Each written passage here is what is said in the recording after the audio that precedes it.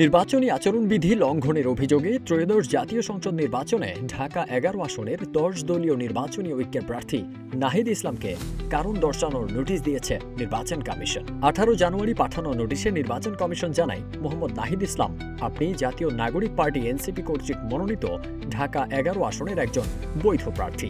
আসন্ন ত্রয়োদশ জাতীয় সংসদ নির্বাচন উপলক্ষে ঢাকা ১১ আসনের একাধিক গুরুত্বপূর্ণ স্থানে আপনার নিজের বিশাল আকৃতির রঙিন ছবি, দেশ সংস্কারের গণভোট হ্যাঁ-এর পক্ষে থাকুন স্লোগান সংবলিত বিলবোর্ড রিটার্নিং অফিসারের দৃষ্টিগোচর হয়েছে, যা জাতীয় সংসদ নির্বাচন আচরণ বিধিমালার পরিপন্থী।